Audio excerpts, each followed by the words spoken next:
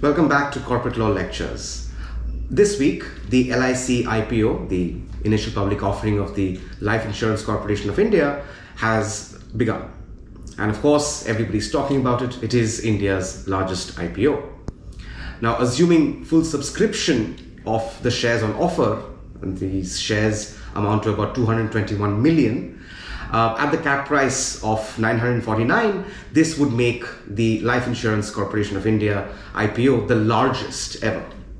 To put things in perspective, the second largest IPO in India would have been that of Paytm, which was 18,000 crores. This one is about 21,000 crores. Now, while everybody's talking about the size of the IPO, etc., I thought there were two legal issues that came up that I found to be very interesting. The first one is something that has never been seen before: a reservation and a discount for LIC policyholders, right? So what the government of India has done as the selling shareholder of the Life Insurance Corporation, what they've done is they've created a 10% discount and a 10% reservation for policyholders of the LIC, right? So what this means is about 22 million shares have been reserved for the category of investors who are also policyholders of the Life Insurance Corporation. So in other words, what we're seeing here is that there are a number of discounts and reservations for customers of the Life Insurance Corporation. Now the question is, under what law does this take place, right?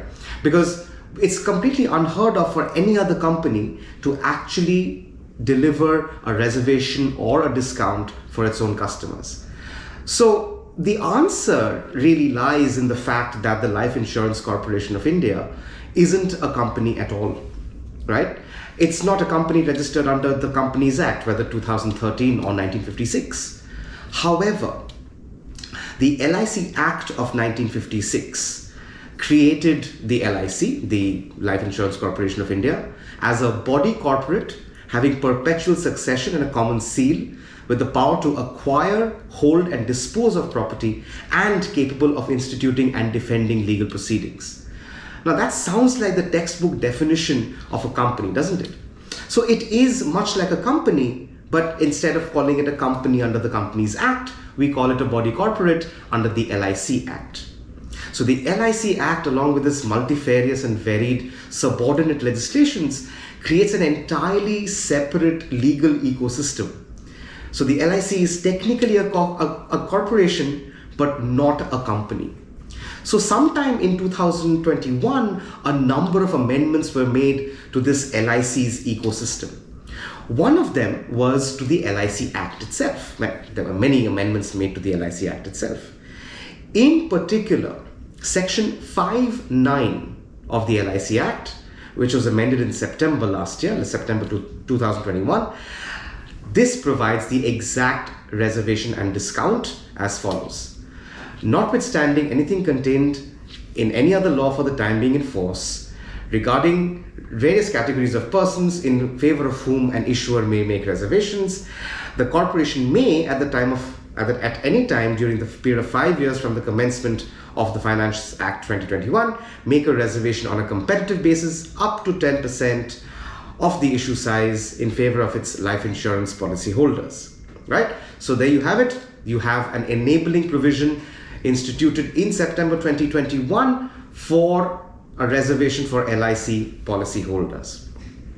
Now, of course, we know that this was brought in to maximize the interest in the LIC IPO, which again, I must reiterate, is the largest that India has seen so far.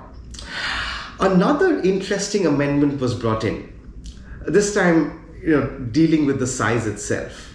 Now, when a company goes public for the first time, when a company does an IPO for the first time, under the securities contract regulation rules, it is required to issue at least 10% of its shares, up till 25% of its shares, to the public. This is known as minimum public shareholding. So depending upon the size of the company must issue anywhere between 10% to 25%. Of course, it can go more than 25%, of course, to the public.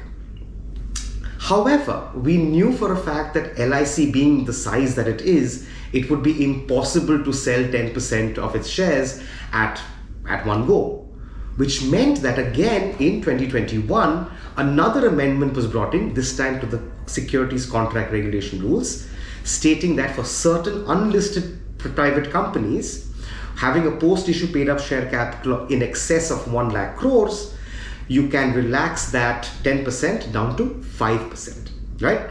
However, so for LIC, a company as big as LIC, having a paid-up share capital in excess of 1 lakh crores, such a company can issue its shares to the extent of 5% during its initial public offering. However, this comes with a caveat as well. This public shareholding must be increased to 10% within 2 years of listing and 25% within 5 years of listing. Right. So in 2021, we again enabled LIC to issue up to 5% of its equity. Then what happened was that on 13th February 2022, the draft red herring prospectus for LIC was filed. And over there, it mentioned that LIC would issue up to 5% of its paid up share capital, amounting to about 316 million shares. However, between February and April, perhaps now May, between these two months, there was a huge amount of volatility in the stock markets, stemming largely out of the Russian invasion of Ukraine, right? So this raised concerns as to the prudency of the original offer size. So eventually what happened was LIC went back to SEBI and said, hey, listen, we can't do 5%, we're going to do 3.5%. So they reduced the offer size from 5% to 3.5%. Now, ordinarily, a reduction in offer size under the issue of capital and disclosure requirements, under Schedule 16 of the ICDR, this would require a fresh filing of the draft red herring prospectus. However, SEBI recognized the extraordinary circumstances in market conditions and the national interests of this disinvestment. And as a result, what SEBI did was SEBI exempted the requirement of filing a fresh offer document. But one question remains, that why did SEBI allow LIC to sell only 3.5% of its paid up share capital as opposed to 5%? Well, I'm assuming for the same reasons. Unfortunately, there's no publicly available source yet. I put the links to all my sources down in the description below, but it is safe to assume that a separate relaxation has been provided by SEBI to LIC from the requirements of the securities control regulations, right? Saying that you must have at least 5% as an offer to public, right? One last interesting thing I thought I would share with you with regard to the LIC IPO is that in the consent letter, where the selling shareholders, aka the Government of India, the selling shareholders are consenting for their shares to be sold to the public, they are mentioning that they consent to 3.5% as of now. However, in that same consent letter, they also enable themselves to increase that minimum public shareholding from 3.5 to 5% at any point of time. So I hope you found this interesting. I found it certainly interesting as to how India's largest insurance company and the largest IPO that India has ever seen has got a number of relaxations and amendments to pave the way for its IPO.